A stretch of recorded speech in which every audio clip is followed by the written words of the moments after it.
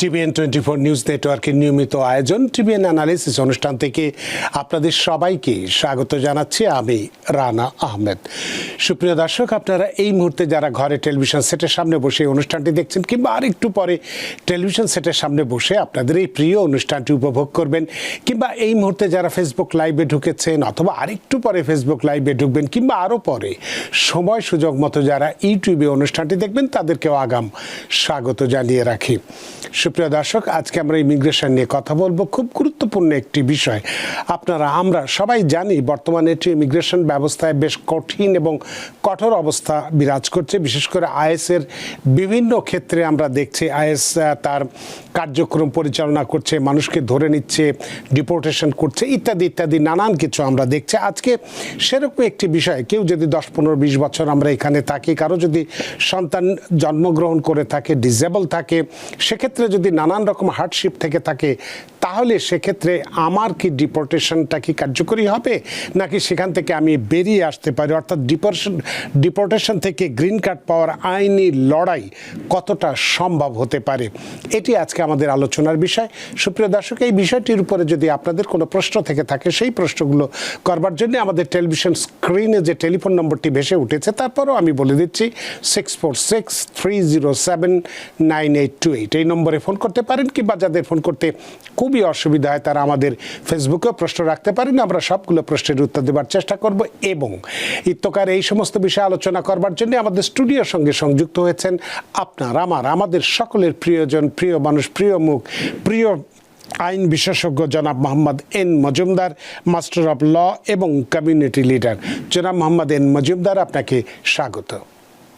আপনাকে অসংখ্য অসংখ্য ধন্যবাদ। অত্যন্ত সুন্দর, সাবলীল এবং এক্সিলেন্ট ভাষায় আমাদেরকে উপস্থাপন করার জন্য এবং দর্শকদেরকেও বিমোহিত করার জন্য ধন্যবাদ রানা ভাই। অ্যাজ অলওয়েজ অনেক ধন্যবাদ জনাব আহমদ মজুমদার, আপনাকেও অসংখ্য ধন্যবাদ। যে আমি জানি আপনারা অনেক ব্যস্ত থাকেন আপনাদের প্রফেশন নিয়ে, কাজ নিয়ে, মানুষের সেবা নিয়ে, কমিউনিটির স্বার্থ নিয়ে, তারপরও এই রাত্রিবেলায় আমাদের সাথে সংযুক্ত হয়েছেন এবং খুব গুরুত্বপূর্ণ একটি বিষয়। এটি অনেকের ক্ষেত্রেই খুবই দুর্বিষহ অবস্থা সৃষ্টি করে বা করেছে অনেকের ক্ষেত্রেই।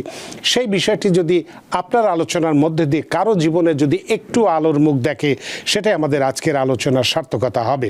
প্রথমেই আজকের যে বিষয়টি নিয়ে আমরা কথা বলতে চাচ্ছি, যে ডিপোর্টেশন থেকে গ্রিন কার্ড পাওয়ার আইনি লড়াই কতটা সম্ভব, এই বিষয়টির উপরে প্রথমেই যে প্রশ্নটি আপনার কাছে করতে চাই সেটি হচ্ছে যে, ধরুন কেউ যদি বর্তমানে ডিপোর্টেশন বা রিমুভাল প্রসিডিংসে থাকেন, তাহলে এই ডিপোর্টেশন অর্ডার বাতিল করে শেষ পর্যন্ত গ্রিন কার্ড পাওয়ার সুযোগ তৈরি করতে পারবে কি?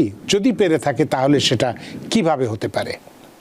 এক্সেলেন্ট। যেভাবে বলছিলেন ডিপোর্টেশন টু গ্রিন কার্ড, সাধারণ কথা বললাম, কিন্তু অসাধারণ একটি পাওয়ারফুল ওয়ার্ড। এটা নিশ্চয়ই অনেকের মনে আশার সঞ্চার করবে। এবং আমি বিগত 30 বছরের বেশি সময় নিউ ইয়র্কে ইমিগ্রেশন প্র্যাকটিসের সাথে ওতপ্রোতভাবে জড়িত থেকে প্রত্যক্ষ করেছি। ইমিগ্রেশন কোর্টে গিয়েছিল ডিপোর্টেশন প্রসিডিং ফেস করার জন্য, ফিরে এসেছে গ্রিন কার্ড নিয়ে। কারা আসবে সে নিয়ে একটুখানি বলি। যেমন ধরুন, ইমিগ্রেশন আইনে 240A এবং 240B এই দুইটি ধারায় বলা আছে, যারা যুক্তরাষ্ট্রে গ্রিন কার্ডধারী 5 বছর বা ততোধিক সময় এখানে আসেন এবং কোনো কারণে গ্রিন কার্ড বাতিল হয়েছে, তাদের জন্য এটা প্রযোজ্য হয়। অন্যদিকে 240B তাদের জন্য যারা 10 বছরেরও অধিক সময় যুক্তরাষ্ট্রে এনটিএ ইস্যু হওয়ার আগে এখানে থাকেন, আপনাদের কোনো ছেলে মেয়ে আছে বা স্ত্রী আছে অথবা কোনো অসুস্থ বাচ্চা আছে, তাদেরকে বিশেষ প্রভিশনে, ডিসক্রিশনারি প্রভিশনে তাদের পোষ্য, তাদের ইউএস সিটিজেন বাচ্চা বা তার শারীরিক অবস্থা বা পিটিশনার নিজের কোনো কর্মের ফল হিসাবে তাদেরকে ডিসক্রিশনারি প্রসেসে গ্রিন কার্ড দেওয়া যেতে পারে। তবে যদি কথাটা একটা সেন্টেন্স, দুটা সেন্টেন্সে বলেছি, এই জন্য আপনাকে প্রমাণ করতে হবে আপনাকে এক্সট্রিম অ্যান্ড আনইউজুয়াল হার্ডশিপ আপনি ফেস করবেন, অথবা এক্সট্রিম অ্যান্ড আনইউজুয়াল হার্ডশিপ আপনার পোষ্যরা ফেস করবে যদি আপনাকে ডিপোর্ট করা হয়। This one standard. Another thing তারা কনসিডার করবে, যুক্তরাষ্ট্রের বিগত 10 বছর আপনি কি করেছেন, ট্যাক্স পে করেছেন, সোশ্যাল ওয়ার্ক করেছেন, জনকল্যাণমূলক কাজ করেছেন, ট্রেনিং ট্রেনিং নিয়েছেন কোনো কাজ করার জন্য, ল্যাঙ্গুয়েজ ট্রেনিং নিয়েছেন, কাজকর্ম করেছেন, ট্যাক্স পে করেছেন, কোনো প্রকার অপরাধের সাথে জড়িত ছিলেন না। সার্বিক বিবেচনা অর্থাৎ টোটালিটি অফ দি সার্কামস্ট্যান্সেস বিবেচনায়, এবং সেখানে একটা কথা আজকে স্মরণ করিয়ে দিই, আইনের যখন আইনের কোনো ধারায় আপনি কোনো প্রতিকার পাবেন না, কোনো ধারায় আপনার জন্য প্রযোজ্য নয়, সেক্ষেত্রে আমাদের আইনজীবীরা একটা আর্গুমেন্ট করে, সেটাকে বলে হিউম্যানিটেরিয়ান গ্রাউন্ড, অর্থাৎ মানবিক দৃষ্টিকোণ থেকে, অথবা পাবলিক পলিসি গ্রাউন্ড, জনস্বার্থে। পাবলিক পলিসি গ্রাউন্ড এবং হিউম্যানিটেরিয়ান গ্রাউন্ড হচ্ছে, হিউম্যানিটেরিয়ান গ্রাউন্ডটা হলো সাবজেক্টিভ, অর্থাৎ আপনি চলে যাওয়ার পরে আপনার ছেলেমেয়েরা মানবতর জীবনযাপন করবে, অথবা আপনার ছেলেমেয়েরা যদি নিয়ে যান সাথে, তারা বাংলাদেশে মানবতর জীবনযাপন করবেন। এটা ইনহিউম্যান, আনইউজুয়াল, আপনার জন্য আপনার পোষ্যরাও ভোগ করবে। এই আইন হিউম্যানিটেরিয়ান বিষয়টা বিবেচনায় আনবেন যারা। আর পাবলিক পলিসি আর্গুমেন্ট আপনাকে যারা করবেন, তারা পাবলিক পলিসি আর্গুমেন্ট হচ্ছে এরকম, যেমন আপনাকে যুক্তরাষ্ট্রকে বিতাড়িত যদি করা হয়, সেক্ষেত্রে যুক্তরাষ্ট্র সরকারের কোনো লাভ হবে না, বরং ক্ষতি হবে। ক্ষতি হবে কেমনি?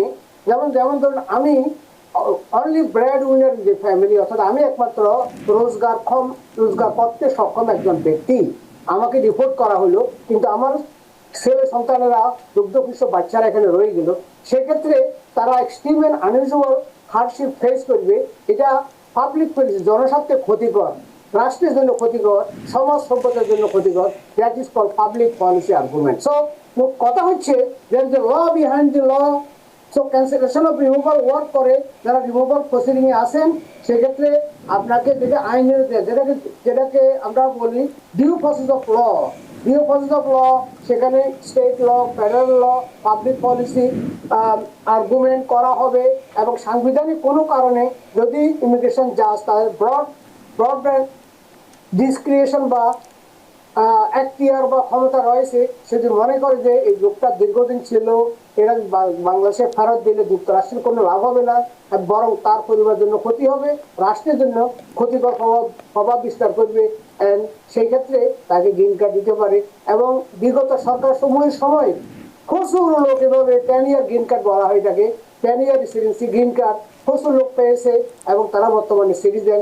ইট ইজ এক্সিলেন্ট, এবং এই আইনের কোনো পরিবর্তন হয় নাই।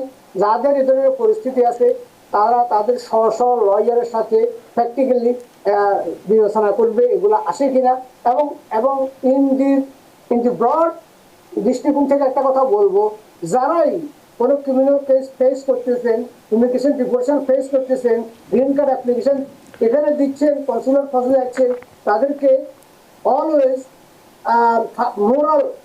মোরাল দিকটা ভালো থাকতে হবে, এবং গুড মোরাল ক্যারেক্টার যেটাকে বলা হয়, গুড মোরাল ক্যারেক্টার পয়েন্টসগুলো নিতে হবে। এই পয়েন্টসগুলো নেওয়ার জন্য লাইব্রেরি কার্ড নিতে হবে আপনাকে, that will be helpful.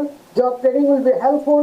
Soup kitchen, back to school, যে কোনো পাবলিক প্রোগ্রামে ভলান্টিয়ার হিসেবে কাজ করা, সেখান থেকে একটা সার্টিফিকেট নেওয়া।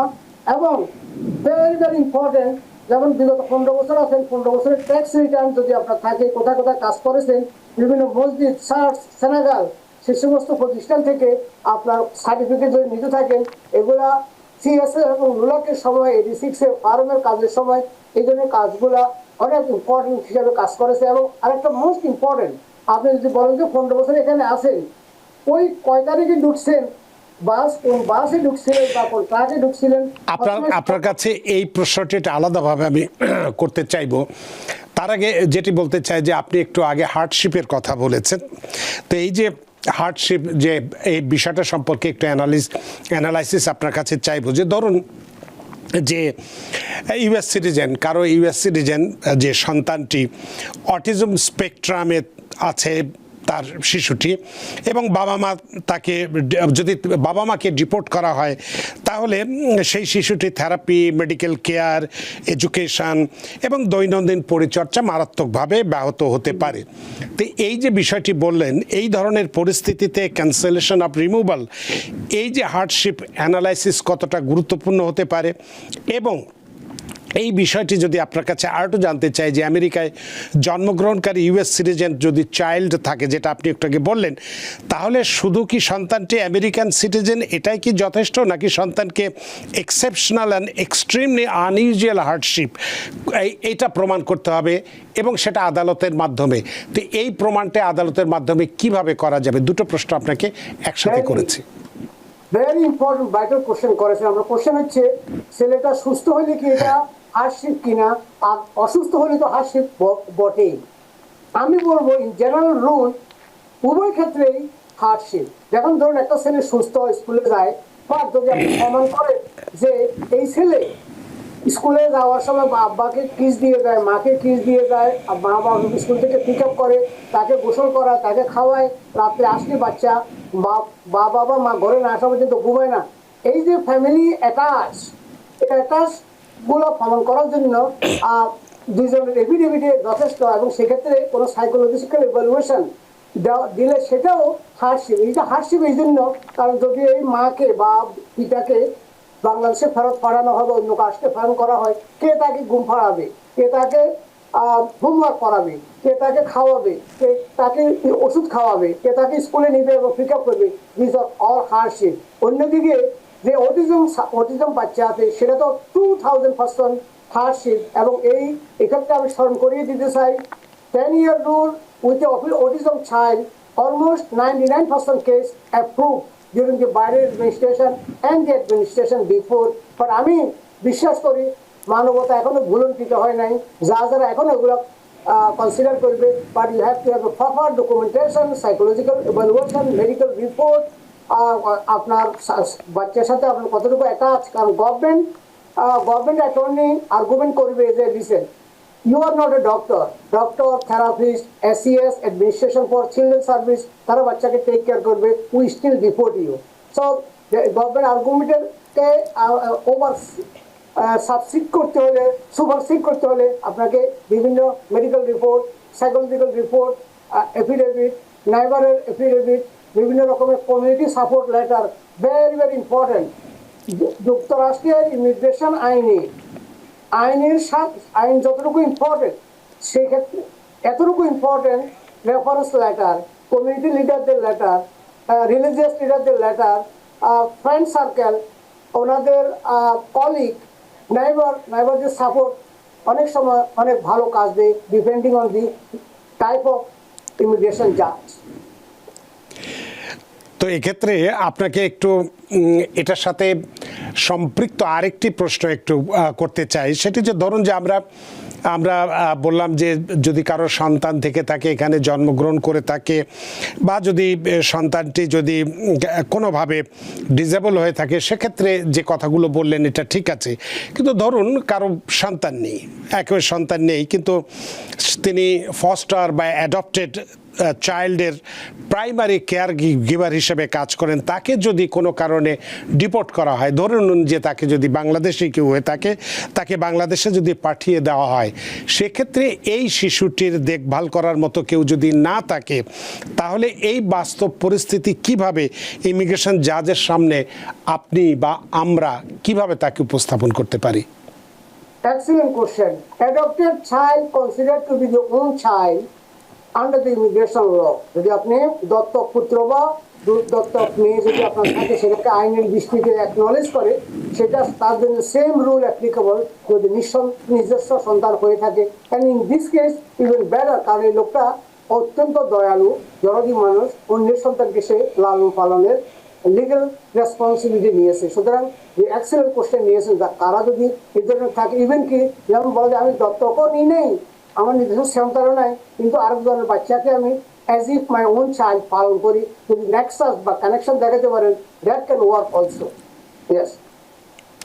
তাহলে আপনাকে এর আগে যে প্রশ্নটি আপনি উত্তর দিতে চেয়েছিলেন, সেটির বিষয়ে একটু যদি আমি প্রশ্ন করি, যে একজন ব্যক্তি 10 বছর, 20 বছর, 15 বছর, 12 বছর, 15 বছর এই ধরন মানে সময়সীমার মধ্যে আমেরিকায় বসবাস করেছেন, নিয়মিত ট্যাক্স ফাইল করেছেন, কাজ করেছেন, কোনো ক্রিমিনাল রেকর্ড তার নেই, এই দীর্ঘদিনের বসবাস এবং ভালো আচরণ তার কেসটায় বা এই ক্ষেত্রে ডিপোর্টেশন যদি করা হয়েও থাকে, এই কেসটি তার কতটা গুরুত্বপূর্ণ হয়ে উঠতে পারে?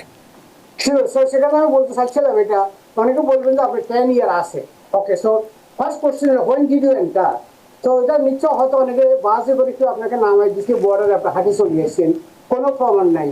সেক্ষেত্রে প্রমাণ হইতে পারে এরকম, সর্বপ্রথমে আসার পরে প্রথম দিন যে কার ঘরে ঢুকছিলেন তার থেকে একটা এফিডেভিট নিতে পারেন, একটা পুরানো লিস্ট থাকতে পারে, কোথাও কিছু কিছু খুব যেমন পিকচার উঠেছেন, ওই সময় একটা পিকচার উঠেছেন, বা ওই সময় কোনো একটা টিকিট খাইছিলেন। যেমন টিকিট খাওয়াটা যদিও এখানে ভায়োলেশন, কিন্তু আইনের, এই আইনের জন্য ফর দিস পার্টিকুলার পারপাস এটা একটা প্রমাণিত হবে যে এখানে থাকাতেই তো আপনি একটা টিকিট ভায়োলেশন টিকিট খেয়েছিলেন, অথবা কোনো ডাক্তারের কাছে ট্রিটমেন্ট নিয়েছিলেন সর্বপ্রথ আসার 10 দিন পরে। এই ধরনের প্রমাণসমূহ আপনাকে এখন থেকে প্রমাণ করতে হবে, কারণ আপনাকে কন্টিনিউয়াস রেসিডেন্সি। আর দেখা গেল যে আপনি 10 বছর আগে আসছিলেন ঠিকই, মাঝখান দিয়ে আবার কানাডা গিয়ে 3 বছর থাকিয়ে এসেছেন, অর্থাৎ কন্টিনিউয়াস রেসিডেন্সি ছিলেন না। সেজন্য ইয়ার টু ইয়ার আপনি প্রতি বছর ট্যাক্স ফাইল করছেন কিনা, প্রতি বছর রেন্ট পে করছেন কিনা চেকের মাধ্যমে, এটা গুড প্রমাণ। যদি ক্যাশ দিয়ে থাকে রিসিট আছে কিনা, যদি ফোন বিল থাকে ফোন কিনা, কন্টিনিউয়াস রেসিডেন্সি বলতে এমনও হইতে পারে হয়তো 15 বছর থেকে 15 বছর 3 বার কিন্তু এখানে ছিলেন না, কানাডা গেছেন, বাংলাদেশে চলে গেছিলেন, কোন জন্য আবার ফিরে আসছেন। সুতরাং সলিড 10 ইয়ার থাকার এভরি ইয়ার টু ইয়ার প্রমাণ আপনাকে থাকতে হবে। ইয়ার টু ইয়ার প্রমাণের জন্য yearly bank statement, yearly tax return, yearly বিভিন্ন রিপোর্ট, বাইনিয়াল রিপোর্ট বলা হয়, কোনো কিছু ওনারশিপ থাকে, ক্রেডিট কার্ডের বিল থাকে। সুতরাং এই ধরনের প্রমাণসমূহ এখন থেকে প্রমাণ করতে হবে। যখন দেখা গেল আপনাকে লক আপ করা হয়েছে বা আপনি পেজ চলতেছে, ওই সময় জন্য ডকুমেন্টগুলো নেওয়া অত্যন্ত পেইনফুল। তো আপনি নিজে জানেন যে আপনার কোনো কার্ড নাই, আপনাকে হয়তো ডিপোর্টেশন ফেস করতে হতে পারে, আপনার ছেলে মেয়ে আছে, বাচ্চা আছে, আপনি কোথাও লুকে থাকারও মানুষ না, আপনি ঘরেই আছেন, আর ঘরে থাকে এগুলো রেডি হন। যদি কোনো কারণে আল্লাহ না করুক আপনাকে পৃথক করে, then you lots of defence, কথা বলবেন, ক্লিনিক্যাল ওয়ার্কগুলো করে রাখবেন এখন থেকে। অ্যান্ড বিলিভ মি, যত যত বিপদে আসো, প্রত্যেকটা বিপদের আমাদের সৃষ্টিকর্তা একটা সমাধানের পথ দিয়েছে, লয়ারের মাধ্যমে, জাজের মাধ্যমে, থেরাপিস্টের মাধ্যমে, ডক্টরের মাধ্যমে। সেই সুযোগ সুবিধা সুযোগ দিবেন, সেই প্রত্যাশা করবো আজকের আমাদের এই অনুষ্ঠান থেকে। তো এই ক্ষেত্রে আপনি যে উত্তরটি দিলেন, এই প্রশ্নের প্রেক্ষিতে আরেকটি সম্পূরক প্রশ্ন আমার কাছে মনে হচ্ছে, এবং আমার জন্য তো বটেই, আমাদের সাধারণ দর্শকদের জন্য আপনি একটু স্পষ্ট করে বা একটু সহজ করে যদি বলেন যে এই যে নন পার্মানেন্ট রেসিডেন্টসের যে ক্যান্সেলেশন অফ রিমুভাল বা আইএনএ সেকশন 240A/B অথবা UAIR 42B, এর প্রধান যে যোগ্যতাগুলো আছে সেটা আসলে কি কি, এবং যেটি আপনি বললেন যে এক্ষেত্রেও 10 বছর আমেরিকায় থাকার বিষয়টি তারা, বা 12 বছর বা 15 বছর থাকার বিষয়টি তারা কিভাবে গণনা করবেন এই সেকশনের আলোকে? গণনা করবেন এভাবে, ফার্স্ট অফ অল আপনার বলতে হবে কয় তারিখে ঢুকছেন, কিভাবে ঢুকছেন, এটা ডেট শুরু হলো, তা এটা একটা প্রমাণ করলেন, হ্যাঁ আপনি আসছেন 10 বছর আগে। দেন অ্যাগেন প্রতি বছর যেখানে ছিলেন প্র্যাকটিক্যালি সেটা প্রমাণ দিতে হবে, সেটা প্রমাণস্বরূপ প্রমাণ হতে পারে এরকম, যেন প্রতি বছর ট্যাক্স ফাইল করছেন, সেটা ভেরি গুড গুড প্রমাণ। অনেকে করিও থাকেন, আপনি পয়সা পাইছেন বা না পাইছেন সেটা বিষয় না, ট্যাক্স ফাইল করতে। অথবা এমন প্রমাণ হতে পারে বাৎসরিক ব্যাংক স্টেটমেন্ট আসার পর একটা ব্যাংক অ্যাকাউন্ট করছিলেন, সামান্য পয়সা ছিল, লেনদেন ছিল, ব্যাংক স্টেটমেন্ট আপনার বিভিন্ন ঠিকানা আসছে, সেটা হতে পারে।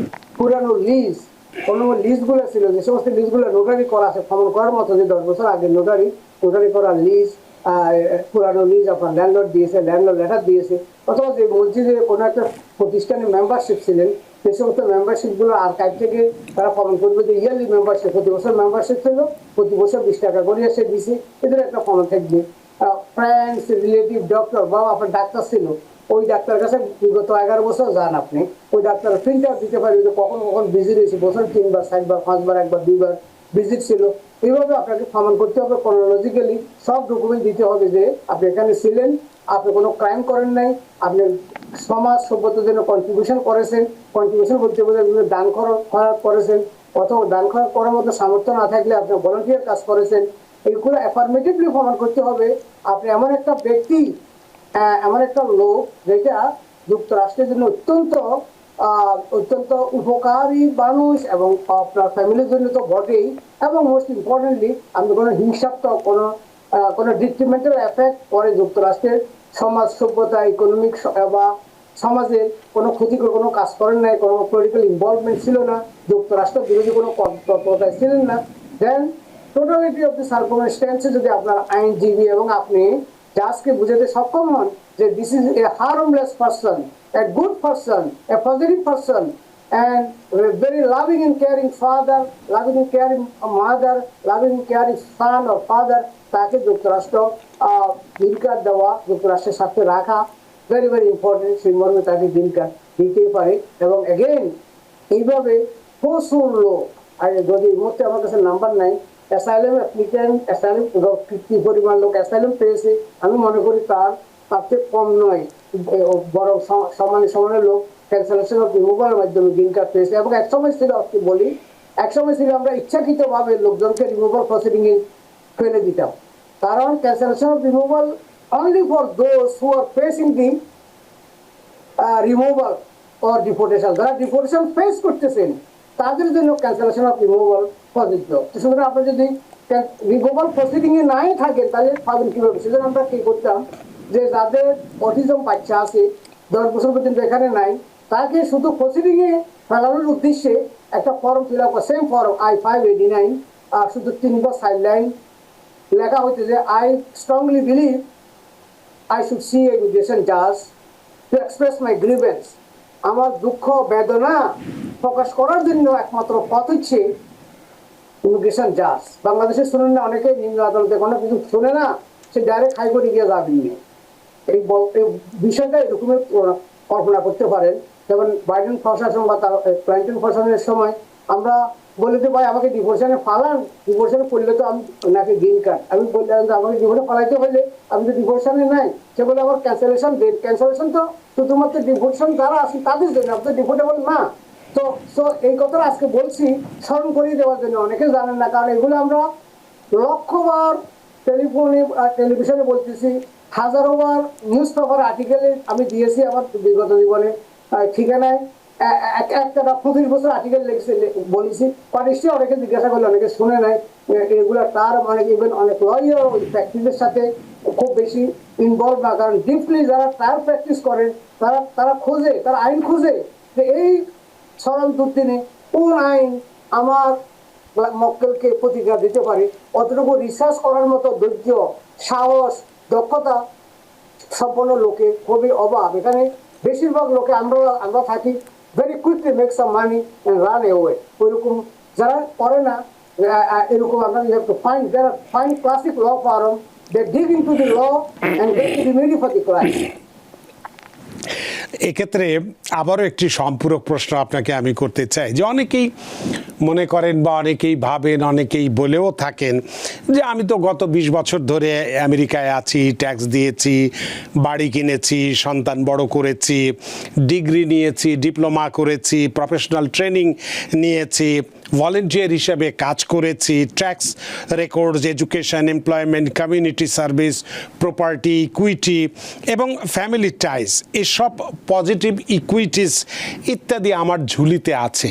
এইটা এক্ষেত্রে কতটা ভূমিকা রাখতে পারে? এক্সেলেন্ট ভূমিকা রাখবে। আপনার ডিগ্রি আছে, দ্যাট ইজ কন্ট্রিবিউশন, আপনার ডিপ্লোমা আছে, ট্রেনিং আছে, দিস ইজ অল কন্ট্রিবিউশন, আপনার ছেলে মেয়েকে বড় করেছে, শিক্ষা দিয়েছেন, দ্যাটস অল কন্ট্রিবিউশন। অল যে ডকুমেন্ট থেকে থাকে, এরপর দেখা হবে ঠিক আছে you have all positive and affirmative, then negative ফ্যাক্টরগুলো দেখা হবে। দেখা গেলো যে আপনি ব্যাংকরপ্সি করছেন 3 বার, অ্যারেস্ট হয়েছেন কয়েকবার, নৈতিক খরচজনিত কোনো অপরাধ করছেন, that will be the negative factor. তো এখানে আইনটা হলো এরকম, নেগেটিভ ফ্যাক্টর যদি আউটওয়ে করে ফেলে আপনার পজিটিভ ফ্যাক্টরকে, দেন ইউর নেগেটিভ রেজাল্ট। অন্যদিকে পজিটিভ রেজাল্ট যদি আউটওয়ে করে নেগেটিভ রেজাল্টকে, অর্থাৎ আপনার নেগেটিভ রেজাল্টের পরিমাণের সাইডে পজিটিভ রেজাল্টের পাল্লা যদি বাড়ি হয়, সেক্ষেত্রে আপনার পজিটিভলি গ্রিন কার্ড আপনাকে দেওয়া হবে। বিষয়টা এরকম। অনেক ধন্যবাদ। আরও বেশ কিছু প্রশ্ন এই বিষয়ে আছে আপনার কাছে করব, ইমিগ্রেশন জাজ সম্পর্কেও জানতে চাইবো আপনার কাছ থেকে। তবে একজন দর্শক অনেকক্ষণ ধরে অপেক্ষা করছে, তার ফোনটি নিয়ে নিই। সুপ্রিয় দর্শক, কে আছেন টেলিফোনে? দয়া করে নাম পরিচয় দিয়ে আপনার প্রশ্নটি করুন। হ্যালো। হ্যালো, জি। আমি প্রশান্ত চক্রবর্তী। জি। আমার নাম প্রশান্ত চক্রবর্তী। জি। হ্যাঁ, এই অনুষ্ঠানে কি EB3 ভিসার কোনো কথা বলা যাবে? নিশ্চয়ই, আপনি প্রশ্ন করুন। হ্যাঁ, EB3 ভিসা করতে গেলে কি কি পেপারস এবং কি কি করতে হয় আমি জানতে চাচ্ছি। মানে EB3 সম্পর্কে আপনি একটু জানতে চান, EB3 Yes. ভিসা সম্পর্কে। অনেক ধন্যবাদ জনাব প্রশান্ত চক্রবর্তী। জনাব মোহাম্মদ মজুমদার। থ্যাংক ইউ চক্রবর্তী দাদা আপনাকে। সো এইভাবে বলি, EB3 হলো এমপ্লয়মেন্ট বেস থার্ড ক্যাটাগরি। এটাকে মূলত দুই ভাগে ভাগ করা হয়, স্কিল আনস্কিল। তো আনস্কিল কথাই বলি, আনস্কিল বলতে বোঝায় কর্মী, যেমন রেস্টুরেন্ট, বিভিন্ন গার্ডেন, কৃষি খামার, বিভিন্ন বিল্ডিং এর জেনিটেরিয়াল ওয়ার্ক, এদেরকে যুক্তরাষ্ট্রে কর্মের জন্য বিভিন্ন বড় বড় কোম্পানি অনেক পজিশন খালি থাকে এবং যুক্তরাষ্ট্রে বিভিন্ন স্টেট লেবার সার্টিফিকেশন গুলা ভেরি ইজিলি দিয়ে থাকে। যেমন ধরুন একটা ফর এক্সাম্পল ম্যাকডোনাল্ড বা আইহাব, তাদের অনেক ক্ষেত্রে লক্ষ লক্ষ কর্মীর দরকার হয় on monthly base. Every morning যেমন রাইটে ডোয়েন্ডি, তারা এভরি মর্নিং তাদের অফিসে 200 লোক হায়ার করতে হয়, কারণ এটা ফ্রন্ট লাইন ওয়ার্কার লোকেরা অলওয়েজ কুইট করে চলে যায়। সো এদেরকে এই কর্ম সচল রাখার জন্য যুক্তরাষ্ট্রে প্রচুর কর্মীর দরকার হয়, বিশেষ করে ফাস্টফুড রেস্টুরেন্ট চেনগুলাতে। তো তাদের বিভিন্ন কোম্পানির লয়ার থাকে এবং অনেক বড় কোম্পানি তাদের কনসাল্টিং ফার্ম থাকে, তারা আবার রিক্রুটমেন্ট এজেন্ট হায়ার করে বিভিন্ন স্টেটে কর্মী নিয়োগ করার জন্য। তো এদের একটি গ্রুপ ধরেন এখন বর্তমানে 25,000 30,000 এক একটা কনসাল্টিং ফার্ম এক এক রকম কাজ করে। তারা ওই কোম্পানি সমূহে লোক নিয়োগের জন্য লোক সরবরাহ করে এবং তাদের কোম্পানির লয়ার থাকে, কোম্পানির অ্যাকাউন্টেন্ট থাকে, এরা এইগুলো প্রসেস করে। সুতরাং এটা আমি বলবো আমার দৃষ্টিতে এক্সিলেন্ট অপরচুনিটি বাংলাদেশ ও তৃতীয় বিশ্বের কর্মী বাহিনী আনার জন্য। কোনো যোগ্যতা সম্পন্ন নয়, শুধুমাত্র বয়স লাগবে, যে আপনাকে প্রমাণ করতে হবে যে আপনি ready, able and willing to do the front line, সাধারণ কাজ করতে আপনি প্রস্তুত আছেন, শক্তি আছে। যেমন খুব বেশি বয়স্ক না, খুব বেশি বাচ্চাও না, যেমন এইজ বিলো 50 এবং অফকোর্স 18 বছরের বেশি হলে হবে। আর একটা স্কিল ওয়ার্কার, যেমন ধরুন আপনি একজন cook, chef, construction worker, 2 years training বা ডিপ্লোমা আছে, এদেরকে বলা হয় স্কিল ওয়ার্কার। তো স্কিল ওয়ার্কার কিছুটা এগিয়ে আছে প্রেফারেন্স লাইনে, but unskilled worker about 4 year. So যদি আপনার ভালো কনসাল্টিং ফার্ম হয় অথবা ভালো নিয়োগকর্তা হয়, it is excellent opportunity. But এখানে এই সুযোগে যেমন ধরুন অনলাইনে করবেন, EB3 জন এমপ্লয়ার লাগে, বাট যে কোনো এমপ্লয়ার করলে হবে না। অনেক এমপ্লয়ার আছে সে ট্যাক্স পে করে নাই, 2 বছর ট্যাক্স ফাইলে করে নাই, অথচ এমপ্লয়ি 3 জন আছে, 3 জনকে 12 বেতন ঠিক মতো দেয় না, ওদের অ্যাপ্লিকেশন 200% গ্যারান্টি ডিনাই হবে। আবার ডিনাই হইতে লাগবে 2-3 বছর। একবার অ্যাপ্লাই করলেন, আর কিছু কাগজ আসলো, আবার উত্তর দিলেন, আপনাকে 3 বছর লাগবে। এখানে আপনাকে বলবে আপনার কার্ড হয়ে যেতেছে, কাগজ আসলে আপনিও খুশি, এরপরে হয় না। তো বি কেয়ারফুল, আপনি কাকে রিক্রুট করতেছেন, কাকে হায়ার করতেছেন, কি লিজিটিমেট মানুষ। অনেক সময় দেখবেন একজন বলতেছে আমি কনসালটেন্ট, তার অফিস কোথায় সেটাও আপনি জানেন না, তাকেও আপনি চিনেন না, তার অফিস আছে 2 বছর এখানে, 1 বছর এখানে, আপনি থেকে 25,000 টাকা নিল ক্যালিফোর্নিয়া থেকে, এরপর সে চলে গেছে ফ্লোরিডা, ভিন্ন নামে শব্দ নামে ব্যবসা করে। তো এখানে অনেকটা ফ্রড হয়, জালিয়াতি হয়, সেটার দিকে মাথা রাখবেন। এখানে বাংলাদেশের সাহিত্য বেশি অনেক সময় জালিয়াতি হয়। এখন জালিয়াতি যখন হয়ে যায়, সেটা টাকা রিকভারি করা ভেরি ভেরি ডিফিকাল্ট। রিপোর্টেবল, রিলায়েবল, যাকে চিনে, যার অফিস আছে এখানে আজকে 15 বছর 20 বছর, কার সন্তান, কে সেটা কাকে দিচ্ছেন, এভরিথিং জেনে শুনে আগাবেন। আমার মোট কথা, EB3 is a excellent opportunity and আমি হাইলি রিকমেন্ড করি এটা। যেমন আপনি বিয়ের কেস করতেছেন, ফ্রড করতেছেন, বর্ডার ক্রস করে এতগুলো টাকা খরচ করতেছেন, এটা না করিয়ে তার সাথে অনেক নিরাপদ EB3 করা। অনেক ধন্যবাদ প্রশান্ত চক্রবর্তী। আশা করি আপনার প্রশ্নের উত্তর পেয়েছেন। জনাব মোহাম্মদ মজুমদার, বলেছিলাম যে আমরা ইমিগ্রেশন জাজের একটু ডিসক্রিপশন নিয়ে একটু প্রশ্ন করতে চাই আপনার কাছে, কারণ মামলাটা তো আলটিমেটলি তাদের কাছেই থাকে। তো এক্ষেত্রে আপনার কাছে একটু জানতে চাইব যে ইমিগ্রেশন জাজ যখন তার ডিসক্রিপশন প্রয়োগ করেন, তখন একজন আবেদনকারীর কোন কোন পজিটিভ ফ্যাক্টরগুলো বিবেচনা করেন বা করতে পারেন বা করে থাকেন, অর্থাৎ স্ট্যাটিউটরি এলিজিবিলিটি পূরণ করার পর কেন একজনের অ্যাপ্লিকেশন মঞ্জুর হতে পারে আবার অন্যজনেরটা মঞ্জুর নাও হতে পারে, এর পেছনে কি কারণ থাকে?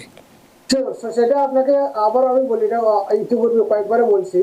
যেমন ধরুন একজন লোকের পজিটিভ ফ্যাক্টর হলো সে এখানে একটা ডিগ্রি নিয়েছে, এখানে একটা ট্রেনিং নিয়েছে, সেখানে ট্যাক্স পে করছে, এখানে আবার সে তার ছেলে মেয়ে বড় করেছে, অনেকগুলো পজিটিভ ফ্যাক্টর আছে। আবার অন্যদিকে সেম লোকটার নেগেটিভ ফ্যাক্টরও কতগুলো থাকতে পারে। যেমন ধরুন উনি একটা সিরিয়াস ক্রাইম করেছিল, আর একটা কোনো ডোমেস্টিক ভায়োলেন্সের শিকার ছিল, কতগুলো মোরাল ক্রাইম বলা হয়। মোরাল ক্রাইম যেমন শপলিফটিং, প্রস্টিটিউশন, এই ধরনের কোন রকমের কোয়ালিটি অফ লাইফ ক্রাইম করেছিল। তখন জাজের ডিসক্রিপশন, প্রেজেন্ট গভর্নমেন্ট, বর্তমান সরকার জাজদেরকে বলছে you use your discretion and scrutinize every element, প্রত্যেকটি এলিমেন্ট যেন বিবেচনা আনতে হবে। এখন বিবেচনা আনতে গিয়ে দেখা গেল পজিটিভ ফ্যাক্টরের সাথে নেগেটিভ ফ্যাক্টরই বেশি, এবং জাজের দৃষ্টিতে নেগেটিভটাই বেশি, সেক্ষেত্রে তোমাকে এত কিছু থাকা সত্ত্বেও রিপোর্ট করতে পারে। অন্যদিকে যদি দেখা হয় যে হ্যাঁ কিছু কিছু অপরাধ, কিছু কিছু কার্য করেছে যেটা এক্সকিউজেবল, যেটা ভেরি মিনিমাম, এবং সেই ক্ষেত্রে তার যেই সমস্ত ভালো কাজ করেছিল, ভালো কাজগুলো অনেক বেশি বিবেচনার যোগ্য, সেক্ষেত্রে তাকে গ্রিন কার্ড দিতে পারে। তো রাষ্ট্রীয়রা যখন কোনো মামলার বিবেচনায় positive side, negative side, relevant law বিবেচনা এনে under the totality of the circumstance, অর্থাৎ সার্বিক, বাংলায় বলা হয় সার্বিক বিবেচনায় যদি ধরা হয় যে এই লোকটাকে যুক্তরাষ্ট্রকে বিতাড়িত করা জনস্বার্থে লাভবান কিছু নেই, ক্ষতি করেই হবে এবং লোকটার জন্য ক্ষতি হবে, লেটস কিপ ইন হিয়ার। তো বর্তমান হোয়াইট হাউস বলেন, বর্তমান প্রশাসনের দিক নির্দেশনা যদিও না থাকে, তাদের মুখের ভাষা, তাদের আবেগ ইমিগ্রেন্ট বিরোধী, সেক্ষেত্রে কিছুটা নেগেটিভ থাকলেও আমরা আশাহত হব না। স্টিল অ্যাগেন আবারও বলি, মানবতা এখনো দোলনচিত হয় নাই। এখনো আমরা গ্রিন কার্ড অ্যাপ্রুভাল পাচ্ছি, ওয়ার্ক পারমিট অ্যাপ্রুভাল পাচ্ছি, অ্যাসাইলাম এখনো ফাইল করলে তারা অ্যাকসেপ্ট করতেছে। সুতরাং কাজ হচ্ছে এটা হেভিলি স্ক্রুটিনি করা হচ্ছে, ভালো দিক থেকে ভালোভাবে বিবেচনা করা হচ্ছে এবং খারাপ দিকটাকে অত্যন্ত সিরিয়াসলি নিচ্ছে। যখন একটা অপরাধ করছে, ইতিপূর্বে দেখা গেছে একজন মিসলিনিয়াস ক্রাইম, ছোট অপরাধ করছে, ওই ছোট অপরাধ করে সারা হয়ে পরে একটা ফেলনি করে হত্যাও করেছে। এই জন্য বর্তমান সরকারের দিক নির্দেশনা হচ্ছে if you committed a crime you must be criminalize, এবং ক্রাইমকে যেন সিরিয়াসলি ধরা হয়। একটা লোক সামান্য অপরাধ করলে তারা যেন মুক্ত মাঠে যেন ফেরত দেওয়া না হয়, সেজন্য আরো সিরিয়াস ক্রাইম করতে যেন না পারে, তাকে যেন দেশে ফেরত পাঠানো হয়। এইভাবেই বর্তমান সরকারের পলিসি। অনেক ধন্যবাদ। আরেকটি প্রশ্ন আপনাকে করতে চাই যে অনেকেই ভাবেন বা অনেক ইমিগ্রেন্টরাই এটা মনে করেন, তারা ভেবেও থাকেন যে আমার তো 10 বছরের বেশি হয়ে গেছে এখানে, তাই আমি অটোমেটিক্যালি গ্রিন কার্ড পেয়ে যাব। এই যে অটোমেটিক্যালি গ্রিন কার্ড পেয়ে যাব, এই ধারণাটা কতটা সত্যি বা কতটা ভুল? মানে কেবলমাত্র 10 বছর পূর্ণ হওয়া কি শুধু একটি শর্ত, নাকি হার্ডশিপ এবং অন্যান্য স্ট্যাটিউটরি রিকোয়ারমেন্টসগুলো সমান গুরুত্বপূর্ণ এক্ষেত্রে বহন করে, যা গ্রিন কার্ড পাওয়ার আইনি লড়াইয়ে যথেষ্ট ভূমিকা গ্রহণ করতে পারে? দাদা ভাই অতীব গুরুত্বপূর্ণ কোশ্চেন করছেন। অনেকের ধারণা আমি 15 বছর হয়েছি আমি পাই যাবো, রং আইডিয়া। 10 বছর থাকলে যে আপনি পাবেন এগুলো কোনো গ্যারান্টি নেই। অনেকের ধারণা আমি বিয়ে করছি সিটিজেন আমার কার্ড হয়ে যাবে, কোনো গ্যারান্টি নেই। কারণ আমাকে প্রমাণ করতে হবে এটা রিয়েল বোনাফাইড দিয়ে অনেকগুলো এলিমেন্ট আপনাকে নিতে হবে। আমি বিরাট একটা ইনভেস্টমেন্ট করছি, $2 মিলিয়ন, আমি গ্রিন কার্ড পেয়ে যাবো, আমি ইনভেস্টমেন্ট করবো, পাই যাবো। নাথিং ইজ গ্যারান্টি, এটা কখনো গ্যারান্টি ছিল না, সবসময় ডিনাই হতো। প্রত্যেকটি মামলাকে আপনাকে অ্যাফার্মেটিভলি এবং আইনগতভাবে প্রমাণ করতে হবে যে এটা গ্রহণযোগ্য, অ্যাপ্রুভেবল এবং আইনানুগ। সুতরাং 10 ইয়ার এখানে আসেন is one of the requirement only, but still you have to prove all other requirement to get the green card. আরেকটি প্রশ্ন আপনাকে করতে চাই যে কেউ যদি ইতোমধ্যে আমরা ধরে নিচ্ছি যে ফাইনাল রিমুভাল বা ডিপোর্টেশন অর্ডার পেয়ে থাকেন, তার কি এখনও মানে পেয়ে গেছেন, তার কি এখনও কোনো লিগ্যাল রেমেডি থাকতে পারে, যে ক্যান্সেলেশন অফ রিমুভাল বা মোশন টু রিওপেন, অ্যাপিল বা অন্য কোনো রিলিফের সম্ভাবনা কিভাবে নির্ধারিত হতে পারে? সেই বিষয়টা তার লয়ারের মাধ্যমে ফেস টু ফেস সে বিবেচনা আসতে হবে, সে কবে আসলো, কিভাবে আসলো, কোনো ডিসেবল চাইল্ড আছে কিনা বা যে রেগুলার কোনো চাইল্ড আছে কিনা, তার স্বামী বা স্ত্রী কি ইত্যাদি যে সমস্ত আলোচনা যেগুলো করলাম, কি কি কাজ উনি করছে, এখানে কোথায় ছিল, ট্যাক্স ফাইল করছে কিনা, তার লয়ার বিবেচনা করবে এটা কি মোশন টু রিওপেন হবে নাকি আপিল হবে, কারণ আপিল করার জন্য একটা নির্দিষ্ট টাইম থাকে, মোশন করার জন্য নির্দিষ্ট টাইম থাকে, যেগুলো সময় করা যায় নিউ রিলিফ যদি থেকে থাকে, আবার ক্যান্সেলেশন রিমুভালও করা যায় ইমিডিয়েটলি যখন আপনার ডিভোশন দেওয়া হয়। এটা all depend on the specific সার্কমস্টেন্সের উপরেই এগুলা ডিপেন্ড করবে। রানা ভাই, যদি সময় থাকে একটা আমি অ্যাক্সিডেন্ট ভিকটিমদের উপর একটুখানি বলতে চাই, যদি সময় আপনার অ্যালাউ করে। তাহলে আমরা আর দুটো প্রশ্ন করে যদি থাকে তাহলে আপনি বলবেন, নিশ্চয়ই বলবেন। তো ধরুন যে আইস যদি কাউকে গ্রেপ্তার করে ডিটেনশনে নিয়ে যায়, তখন মানে একটু পরামর্শমূলক এই প্রশ্নটি, তখন পরিবারের প্রথম কাজটা কি হওয়া উচিত? তারা কি প্রথমে ইমিগ্রেশন অ্যাটর্নির কাছে যাবেন? বন্ড বা custody hearing, existing removal order এবং পেন্ডিং অ্যাপ্লিকেশনস, এই বিষয়গুলোর মধ্যে কোনটিকে বা দ্রুত যাচাই করবেন বা কার কাছে পরামর্শ নেবেন? শিওর। সো ফার্স্ট থিং হবে, যখন একজন লোককে পিক আপ করে তারা সাধারণত রিসিপ্ট দিয়ে যায়, একটা স্লিপ দিয়ে যায়, তার ইমিগ্রেশন অফিসার বা কোথায় নিছে এটা ওনার জিজ্ঞাসা করবে, ঠিক আছে আমার ভাইকে বা আমার হাজবেন্ডকে নিয়ে যাচ্ছেন, কোন নাম্বার আমরা কল দিই, ওই নাম্বারে কল দিয়ে আপনি অনেক তথ্য পাবেন এবং ওনার সাথে কথা বলার সুযোগ পাবেন। অফকোর্স আপনার যদি লয়ার থেকে থাকে সেই লয়ের সাথে কথা বলবেন, যদি লয়ার না থাকে নতুন লয়ার নেবে। নতুন লয়ার নেওয়ার মতো কোনো ক্ষমতা কিছুই না থাকে, আপনি নিজে যাবেন হিয়ারিং এর সময় এবং আজ পরে লিগেলি সরকারি উকিলের জন্য আবেদন করবে এবং সরকারি উকিলও আপনারা পেতে পারেন। এবং ইন দি মিন টাইম বর্তমানে আপনাদের কাজ হবে, যদি আপনি মনে করেন যে কোনো সময় আপনাকে পিক আপ করতেই পারে, কারণ আপনি ছেলে মেয়ে অসুস্থ স্ত্রী নিয়ে পায়ে কোথাও থাকারও উপায় নেই, আপনি ঘরে থাকবেন, যা হওয়ার আসে, কিন্তু এবার বসে না থাকে ইতিপূর্বে যে সমস্ত আলোচনা করেছিলাম, আপনি 10 বছর থাকার প্রমাণ রাখতে হবে, marriage certificate, birth certificate, tax রিটার্নের কপিগুলো অ্যাকাউন্টেন্ট থেকে নিয়ে নেবেন, বিভিন্ন সংস্থা সংগঠনের মেম্বারশিপ ছিল মেম্বারশিপ কার্ডগুলো নিয়ে নেবেন, কোনো ভলান্টিয়ারি কাজ যদি করে থেকে থাকেন, হয়তো কাগজ আগে নিন না, লেখা আগে নিন না, বর্তমানে এটা নিয়ে নেবেন, নোটারি করে রাখবেন। তো create a file, create a defence, gate the advice. তার অ্যাডভাইসটা এখন টেলিভিশন নাম্বার পাইছে, কল করে কিছু কথা বললেন, this is not real advice, এগুলো এডুকেশনাল ইনফরমেশন মাত্র।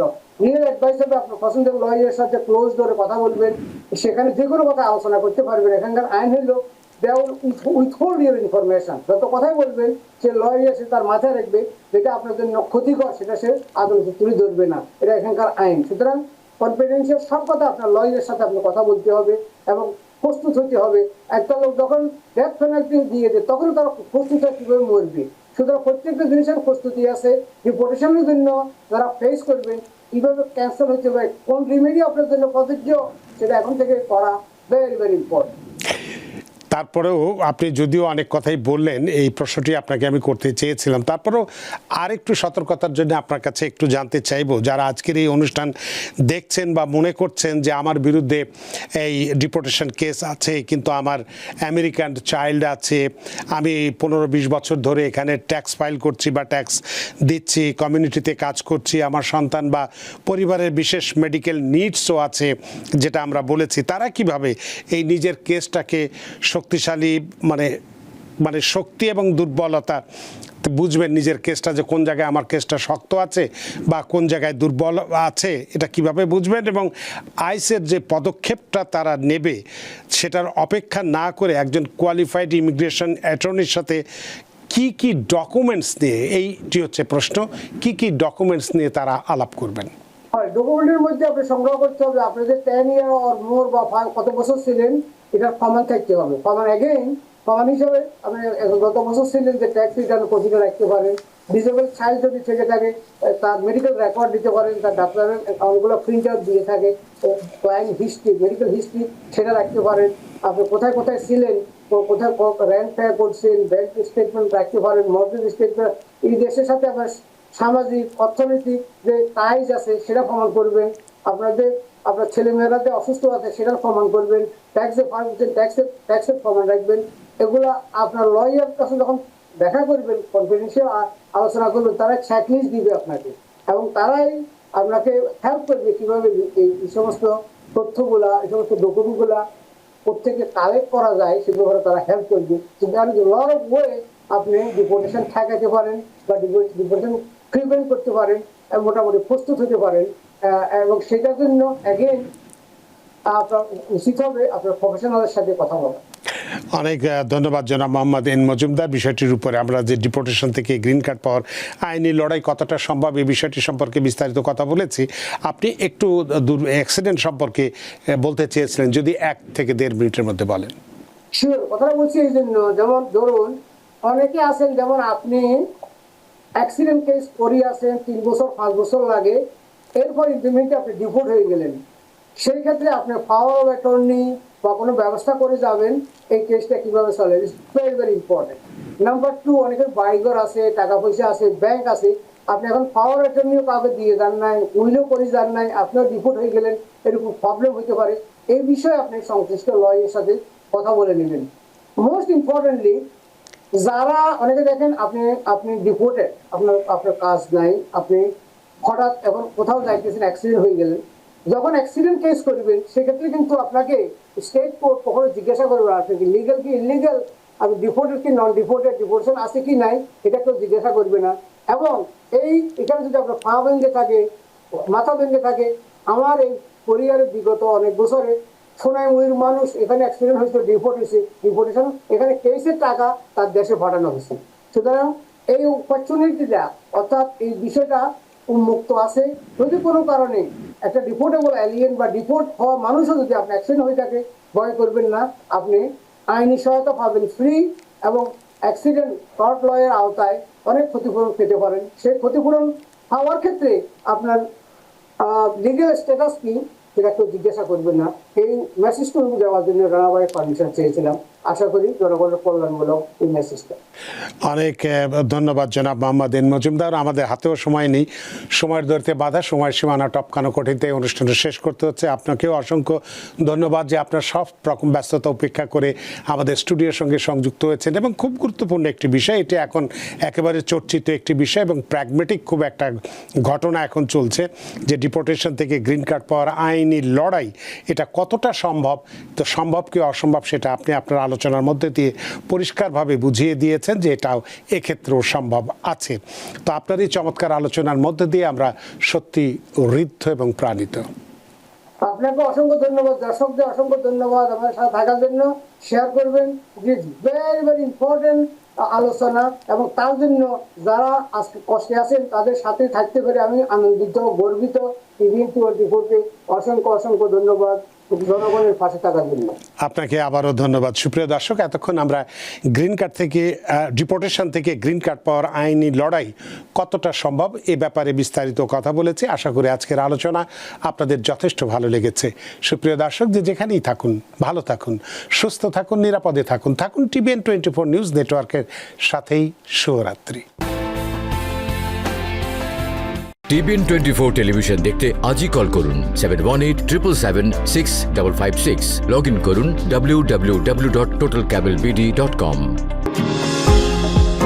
নিউ ইয়র্ক থেকে সম্প্রচারিত টিভিএন 24 টেলিভিশন বিশ্বজুড়ে বাঙালির কণ্ঠস্বর।